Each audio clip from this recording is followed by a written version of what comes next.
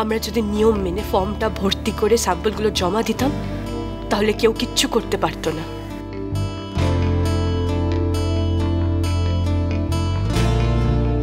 ঘুষ নেওয়ার মতন দেওয়াটাও অন্যায়।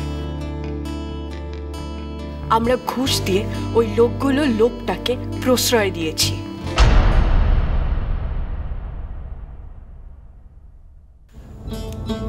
তার মানে আজ যা হয়েছে তার জন্য আমরাই দায়ী। তোমার কোনো দোষ নেই। হ্যাঁ সত্যি তো, তোমার তো কোনো দোষ নেই। তুমি আবার কোনো ভুল করতে পারো নাকি? নিশিত, এখানে অন্তত আমি কোনো ভুল করিনি। তোমার দোকানে আমার জন্য তালা পড়েনি। আমি যা বলেছি, যা করেছি, এখনো মনে করি তাতে কোনো ভুল ছিল না।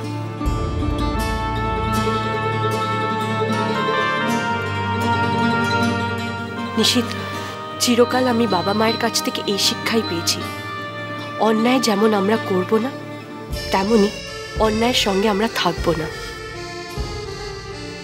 অন্যায় দেখলে তার বিরুদ্ধে প্রতিবাদ করব। এই শিক্ষা আমি কোনোদিনও ভুলতে পারি না। আর তাই আমার যেটা উচিত মনে হয়েছে আমি সেটাই করেছি।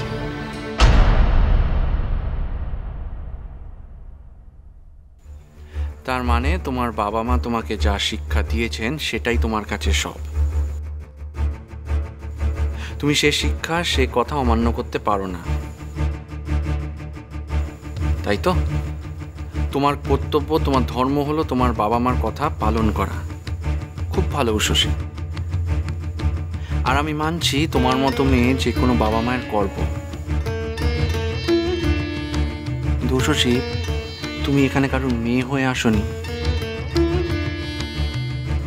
তুমি এখানে এসেছো একটা পরিবারের বউ হয়ে, কারুর পুত্রবধূ, কারুর স্ত্রী হয়ে। তাদের কথা ভাবা, সেই পরিবারের কথা ভাবা তোমার দায়িত্ব। এটা তোমার বাবা মা তোমার শেখাননি? উষসী, তুমি যেমন তোমার বাবা মায়ের কথা সম্মান করো, তোমার উচিত না যে এই পরিবারেরও সম্মান করা?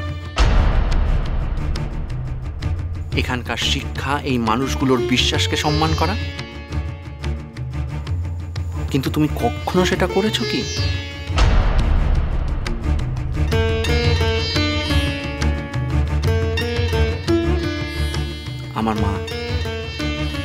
আমার মাকে কখনো তুমি সুখী করেছো? করার চেষ্টা করেছো?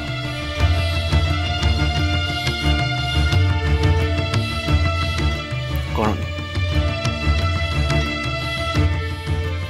ঠিকই তো বলেছে নিশিত। বউয়ের কোন কর্তব্যটা করেছে উষসী? হ্যাঁ, ও তো এ বাড়িতে বিয়ে হয়ে আসা স্তক দেখছি। নতুন বউ, ও তোমার কোন মান সম্মানটা রেখেছে শুনি? কেন যে নিশিতটা এর সামনে বারবার এত কথা বলে কে জানে। এই দেখো না, ও যদি তোমার মান সম্মানের এতটুকুনি তোয়াক্কা করতো তাহলে ওই রান্না প্রতিযোগিতায় নাম লেখাতো না। আর যাই হোক, তোমার মান রাখতে এতটুকুনি তো করতেই পারতো। বলতে তো পারতো, মা আপনার জন্য, শুধু আপনার জন্য আমি সবকিছু শিখে এই প্রতিযোগিতায় নাম লেখাবো। কিন্তু কই বললে সে? ফুলবৌদি, এখন এসব কথা বলার সময় নয়। আপনি তো ভুলে গেছেন যে আমাদের নিশিতের দোকানের তালা পড়েছে, আমাদের মাথায় বজ্রাঘাত হয়েছে। এখন এসব কথা বলার সময় নয়। আপনি কেন বুঝতে পারছেন না? কেন সময় নয় বাবা? উষসী তো আমাদের দোকান বন্ধ হওয়ার কথাটাকে উচিত অনুচিত, বাবা মায়ের শিক্ষা এসবে নিয়ে গেছে। দোকান বন্ধের থেকেও তার কাছে বড় হলো তার উচিত বোধ। তা ফুলজ্যোতি তো কোনো ভুল কিছু বলেনি।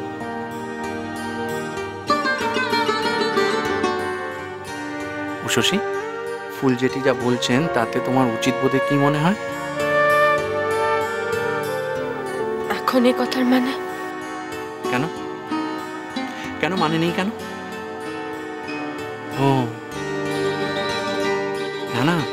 ভুল তো আমি করেছি। তোমার কাছে তো তুমি যেটা ঠিক মনে করো সেটাই ঠিক, সেইটুকুরই মানে আছে। আমার মায়ের তো সেখানে কোনো দামই নেই।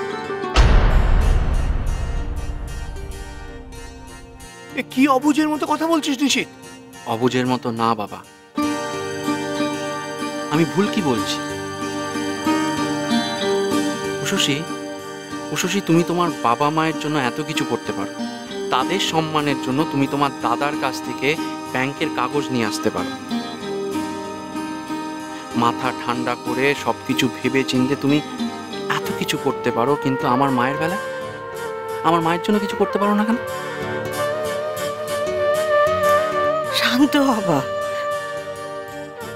এখন মাথা ঠান্ডা রেখে কাজ করার সময়। আমাদের এত বড় একটা বিপদ। না মা, ওকে বলতে হবে যে ও কি করতে চায়।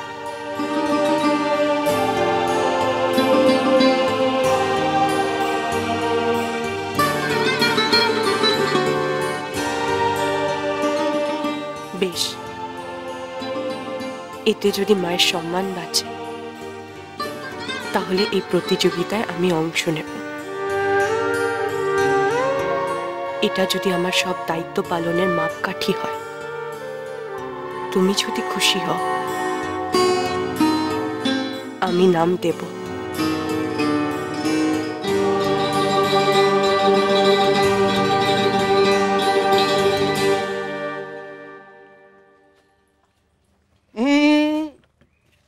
একদম তালা ভাঙার চেষ্টা নয়। দেখলেও বড় খারাপ লাগে, এমন চালু মরশুমে চালু দোকানটা বন্ধ হয়ে গেল। কি আর করা যাবে, এমনটা যে হবার ছিল সেটা তো জানাই ছিল, তাই না? আসলে ওই কথায় বলে না যে এই পুরুষ মানুষ যদি মেয়ে মানুষের কথা শুনে ব্যবসা করে না, তার কোনো ক্ষতি ছাড়া লাভ হয় না। আপনি সরকারি অফিসার, সরকারি কথাটুকুই বলুন। এর বাইরে আপনার কিছু না বলাই ভালো। আর একটা কথা আপনাকে বলি, এই যে মহিলার সম্পর্কে আপনি কথা বলছেন, তিনি আমার স্ত্রী। তার অসম্মান কিন্তু আমি সহ্য করব না। আর আমার স্ত্রী আপনাকে যা যা বলেছেন ঠিক বলেছেন, যা যা করেছেন একদম ঠিক করেছেন। আর রইল লাভ ক্ষতির হিসেব, সে তো পরে হবে। বউই ঠিক বলেছেন তো, এবারে ঠিকের মাসুল দিতেই হবে নিশিত ময়না। বউয়ের কথা শুনে পরীক্ষা করার জন্য স্যাম্পেল পাঠানো হয়েছে তো, দেখা যাক। এবার আমি ভবিষ্যৎবাণী করি, এবার ঘরে বসে থেকে জিলিপি বানিয়ে বউকে খাওয়াতে হবে। এটাই ভবিষ্যৎবাণী নিশিত ময়না। আপনি যে আমার দোকানটা বন্ধ করে দিয়েছেন তাতে আমার কোনো দুঃখ নেই, কারণ আমি জানি যে আমি কোনো অন্যায় করিনি। আমি ন্যায়ের পথেই থেকেছি। বরং অন্যায়ের বিনিময়ে দোকানটা খোলা থাকলে আমার খারাপ লাগতো। আর আমি তো ওখানে স্যাম্পল জমা দিয়েছি, তাই না? তাই এবার যা হবার নিয়ম মেনেই হবে।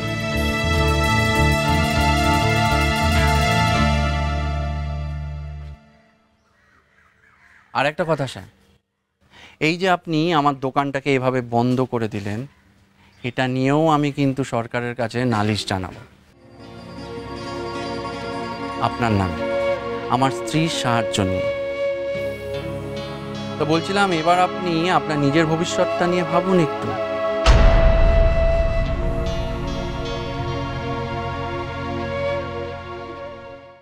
ডাল ভাত কেমন করে সে তো আমাদের সব দেখা হয়ে গেছে। দেখো পোলাও কেমন রাঁধে। আমি পারি না সেটা জেনেই তো তুমি চেয়েছো আমি নাম দিই। তাহলে তুমি আমাকে শিখিয়ে দাও। কেন আমি কেন? আমার কোনো কাজকর্ম নেই যে আমি এখন তোমায় রান্না শেখাতে যাবো?